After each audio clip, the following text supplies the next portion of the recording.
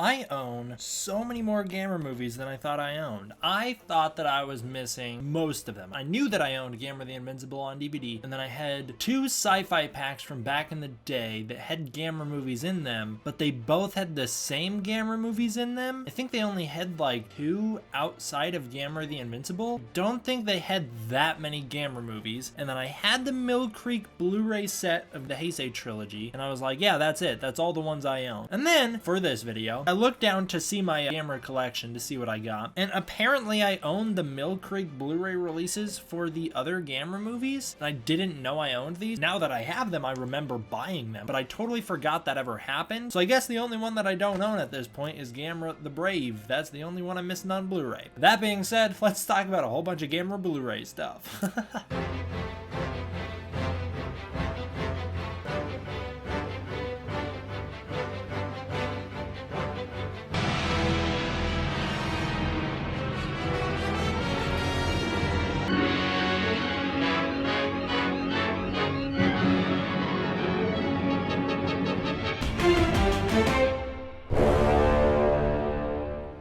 What's up, everybody? D-Man back. Welcome to a brand new video, and today we're doing a Gamera video. This is not something that happens often. I don't even have a Gamera intro. Oh, you're rambling. Oh my god. Chapter time's in the description below. Skip to whichever story you want. Just skip this part if you don't want to hear it. Gamera is an interesting situation. I'll give a little bit of background on Gamera and me, because I haven't really made any Gamera videos before. I have two actual Gamera videos. You check my Gamera playlist, it's filled with like 6 videos, and there's only 2 actual Gamera videos in that playlist, both of them pertaining to the 2015 short film that was released, and everyone thought it was a trailer for an upcoming 2016 full-length Gamera movie. That was not the case. It was just a short film. Now, back in the day, and it'll actually be a little bit contradictory, it'll sound like I'm contradicting myself, because in the original video I made on that Gamera trailer, I talk about how I'm not an expert on Gamera, I'm not the biggest Gamera fan, and that is true. I think I really undersold myself, because at that point in history, like 5 months before that point in history, I was pretty knowledgeable on Gamera. I had just seen almost every Gamera movie. I was only missing like 2. There's only 2 Gamera movies to date that I haven't seen. I had almost seen every Gamera movie. I knew everything about the 2 that I didn't see. I was very familiar with the franchise. I was starting to dip my toes into Gamera YouTube videos. You know, I was getting familiar with the franchise and the character, and for whatever reason, I just never continued going down that path. I don't know why, but that's changing now. I'm gonna try and refamiliarize myself with Gamera. I was gonna do Gamerathon this summer. I was gonna start that, and I was gonna try and get the videos all made this summer. I'm still gonna probably try and do my best at that job, but the reason I never went full steam ahead with Gamerathon is because by the time I decided I was gonna do Gamerathon, the Arrow set had been announced like a month later. So that was recent. That was like November or something that I was deciding that I wanted to do Gamerathon. Right around that point is when they announced the new Blu-ray set, so I decided, yeah, I'll wait. I can wait. Let's jump into the news. Starting out with the art. Oh my god, look at that art, man.